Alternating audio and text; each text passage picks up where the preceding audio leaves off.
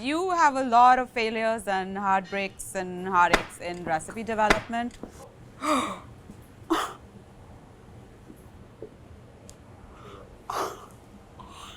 I've spent the last 2 days making 80 pieces of cornbread, a puddle of lava cake, so that I could arrive at this.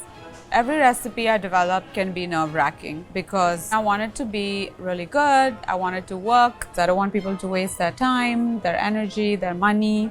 I like to take it very seriously. A big part of my job is coming up with recipes and failing multiple times here so that you don't have to. And today I'm going to show you how I developed my cheesy upside down showstopper cornbread.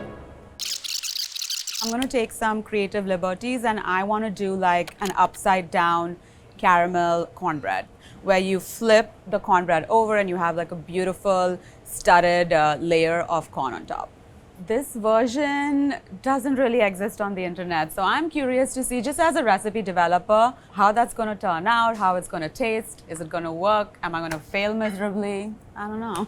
The perfect cheesy cornbread to me is fluffy, it's moist, so we want to make sure that the crumb on the cornbread is perfect, you have those crispy edges all around, not too sweet, leaning towards the savory side. And I also want to make sure that it has sufficient height, so at least 2 inches. We're going to make 2 base versions. One's going to have the Jiffy mix and the other version is going to have our own mixture with AP flour and cornmeal. It is great to have a direct comparison of how 2 different things will work when put to the same application. I'm trying to see if the payoff is the same, what's most convenient and what brings the most value to the recipe. So I'm going to start by mixing the wet ingredients for the version where I'm using the pre-made Jiffy mix. For the corn pudding recipe that already exists, it uses about 3 eggs, but I think that would make the cornbread a tad too wet, so I'm going with 2 eggs. I'm going to do about ½ a cup of sour cream. Sour cream adds enough fat and it adds just a slight hint of tang. So I need to melt some butter, so we're going to do it quickly in the microwave. The most labor-inducing part of this recipe is grating the cheese. This is the wet batter for the Jiffy mixture, and now I'm going to make the same wet batter for my own mix. I think I'm going to add a little bit of milk. Once dry ingredients go into this batter is going to get even thicker, and I think it's going to be too dry. And that's recipe development. Nothing is fixed. You literally just have to do things on the fly. I want to now start adding the dry ingredients in here.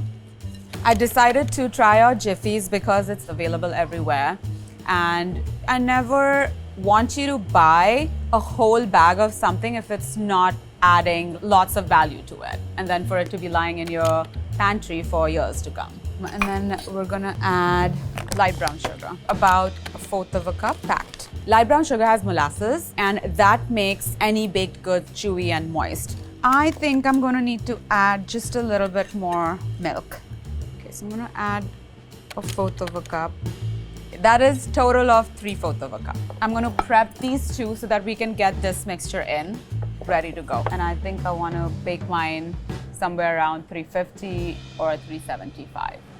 The first one's going in. This is using our Jiffy cornbread mixture.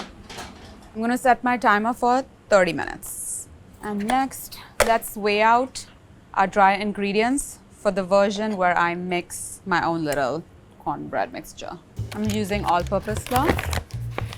That is going to be 4 ounces.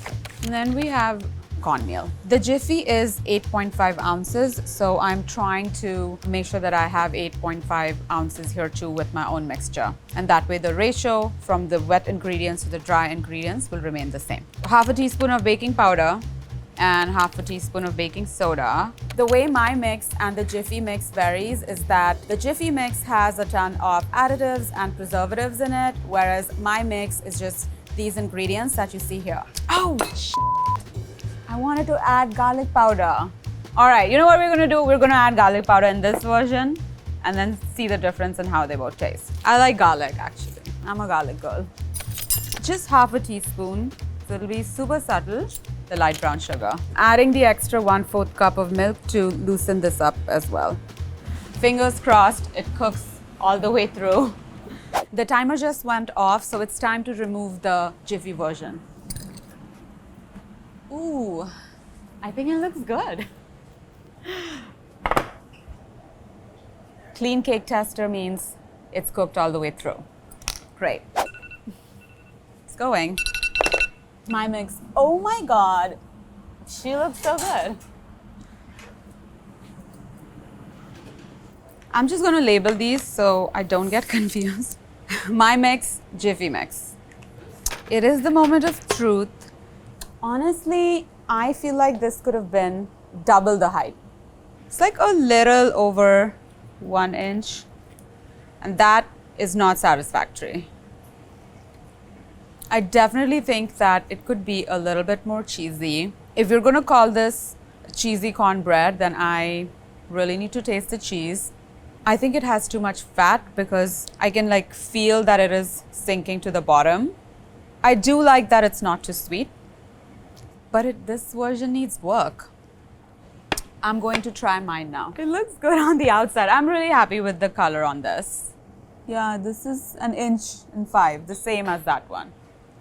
Oh, okay. This one looks better. I like how separated the crumbs are in this. See the difference? Like, you don't see this like pooling of fat here like you see in this version. It almost feels like the butter and the fat like really absorbed well with the flour and corn. This needs to be a little bit sweeter, more cheesy, and more salt. So everything just pumped up. Hana? Yes. Do you want to come try these? Sure. This one I made my own mixture. All the wet ingredients are the same, Okay. but the dry ingredients differ. If this is going to be a cheesy cornbread, I wouldn't even mind like a little bit more. I also wouldn't mind a slightly less baked final product. Okay. It's like bordering on like dry, but I really like the flavors. I just want more flavors. More flavors. The big question before I started developing this cornbread recipe was whether the Jiffy mix is going to hold up to like a homemade mix, and I think that it did not. I think there is definitely value in making your own mix, and I think that's what I'm going to stick with. So I used only 4 ounces of flour. I'm going to double that right now because I want our cornbread to be thick. So we're going to do 1 cup all-purpose flour, 1 cup of cornmeal. We're going to grate cheese again. I did 4 ounces before, and now I'm going to see how much 6 ounces looks. Honestly, I think I'm just going to go with 8. I mean, it has to be cheesy. It's a cheesy cornbread. I'm going to add the baking soda and baking powder now. I need to up the leaveners a bit because we are increasing all of the ingredients, so there needs to be enough for everything to rise. 2 teaspoons of kosher salt. Initially, we did 1, and I think that was not enough at all. Now I'm going to put together the wet ingredients. So 3 eggs this time. Because we're increasing the dry ingredients, if there's less egg, there's a chance that this might not set. So initially I added half a cup of sour cream, and I'm going to up it to 3/4 cup. So I'm going to up the sugar to 3/4 cup. This I'm going to weigh. I want to get the measurement in grams just so that we're hyper accurate. It could mess with the texture, it could mess with how quickly the cornbread is browning, it could mess with like how charred the edges get, and I want to make sure that all of the chunky bits are broken down. You don't want to overmix this because that might affect how the gluten bakes, and I don't want it to be tough. So you have to mix just until the batter comes together. I think it looks good. And I've decided that I'm skipping garlic. I want the base recipe to be kind of close to the classic, and the classic does not have garlic. I'm going to put a tray underneath this in case it spills over. Based on what Hana said, I'm going to cook it at a higher temperature but for lesser time. The oven is at 400 degrees and I'm setting my timer for 25 minutes. Before it was at 360 for like 35 minutes. We'll see. It's important to have an oven thermometer just to double check. This oven says 425, but it's actually at 360. I'm worried that it's not going to rise well and brown evenly. I think I'm going to turn it up to see if we can bring up the temperature to what it's supposed to be at. So I'm just going to turn it up to 450 and see if that makes it rise to 400, which is actually what we want. We have about 2 to 3 minutes left, but I'm not gonna wait. I'm just gonna get it out of the oven because it's browning so quickly. Oh no, I can't get it out of the oven because the center is still super jiggly. Actually, no, it's done. Let's take it out. Let's see what happens. I think it's sunk in the center because of the oven temperature not being right. And then maybe there was too much baking soda or baking powder, so I might reduce that in the next one. I don't even want to call it the pumped version because this is the deflated version. This is what recipe development will do to you. I'm quite upset right now. See, it's not even. Okay. Oh my God. Did you see that happen? It's literally breathing. Come on. The skewer failed me. I'm still going to try the parts that are cooked, and I do want a second opinion to see what happened here. So I'm going to call Jessie over and we're going to try this disaster and then go from there. Jessie, you literally have a cookie cookbook out, so I trust your opinion. It's like a lava cake. These ovens have been brutal lately. Yeah. So I feel like this probably went in a hot oven and then it got cold. Yeah. I think the flavor is actually really good. And I like the texture. It's like not too cakey, but not too bready. I think from this edge, this is actually my favorite by far so far. Would you ever try 325? So it stays like plush all around. But it would be a little bit longer because this was only 25 minutes. 40 minutes, 40 maybe. minutes. Let's go again. I think you're close. Let's call it the low and slow. For this next bake, I'm going to use a different oven and I'm going to change the time and temperature. So I'm going to do it low and slow and see what happens. We're setting it to 400, but only because I want to see how far up the temperature is going to go, and we have another thermometer in there which is going to give us an hopefully accurate reading. I'm keeping all of the other ingredients the same. I think a lot of recipe development feels like Groundhog Day. We are doing the same thing over and over again. Dry ingredients are done. Do the wet ingredients now. I said 3 ovens. This says 325 and that says 360. So who should I believe? This oven is gaslighting me. We found one oven that's holding its temperature to 325, so I'm going to mix the dry ingredients and then get this in the oven. I'm baking it in the oven at 325 for about 40 minutes, so really low and slow. Oh my God. Oh my God, it's spilling. It's literally spilling. I think I need to reduce half a cup of milk. So baking it at 325, I do think that it's like giving it a slower rise, which is like giving it more of a rise and it's spilling out. Oh no, that, she's crunchy. It's clean. I'm going to label this one. This is about close to 2 inches. So we've achieved that. And also here you can see that the sugars have accumulated on top and you have this really rough texture on top, and that's not what I want. Let's cut into it and see where we are. I think that I need to definitely reduce some of the liquid in here. Keeping in mind how much dry ingredients I increased, I don't think that there was still enough dry ingredients to absorb everything. You do get a nice little cheese pull while it's warm in here, which is great. I like the flavor. Perfect balance between sweet and salty. I wanted it to be closer to more like a savory cornbread, and I think it's achieving that.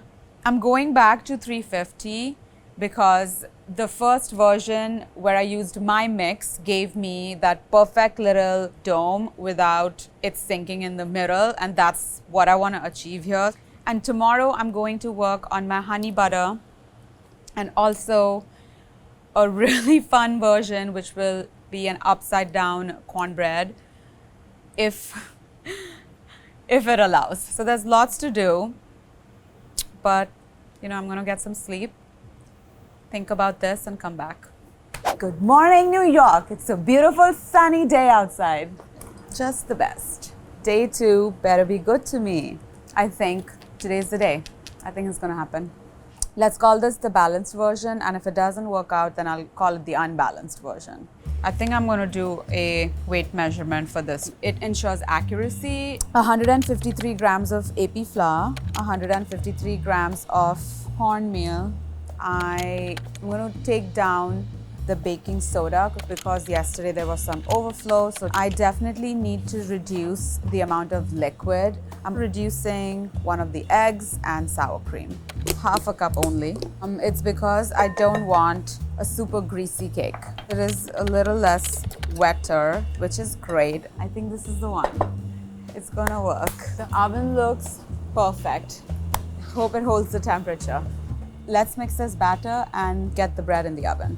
I added a cup of milk in the low and slow version, and I'm reducing that by half. There's enough gap here, so I know it'll have like room to puff up, and the batter feels thicker, so it's not too loose like it was yesterday. I have my oven at 350, which is 25 degrees higher than what it was yesterday. My cornbread is in the oven, and while that's happening, I'm gonna make our hot honey butter. We have a great hot honey butter recipe on this site by Claire, so that's what I'm going to use today. Going to flash this for about 10-15 seconds. Half a cup of almost room temperature butter and about 3 tablespoons of honey. I'm using Crystal hot sauce. You could use any hot sauce, but I like using something that's super vinegary and punchy. Whisk it all together. A little sprinkle of kosher salt, and this is great. So we're done. People can spread it on their bread as they eat. It's been 40 minutes, so I'm gonna check this bread to see where it's at. It's still shaking in the center just a little bit, and I don't wanna take any chances. So we're gonna let that bake for another 5 minutes just to be safe. I think this looks perfect. Yes. Clean. Thank you. I think this looks so good. I'm very happy right now. Should I name this the winner? Or it's too early for that. The bread has been cooling down for about 25 minutes, and I'm going to run my knife and flip it over so we can see what's going on inside. Yes! It is perfectly golden brown all around, and that makes me so happy. The color is perfect. Yeah. I think it's like a really good in-between of like dark tan, but not too tan. So I wanted to achieve like at least 2 inches, and It's exactly it's 2 inches. exactly 2 inches. Okay, that looks Yes. perfect. That looks perfect. That texture looks incredible. I feel like dense is seen as a bad thing, but some cakes you want a density, and this is dense, but still like open and fluffy.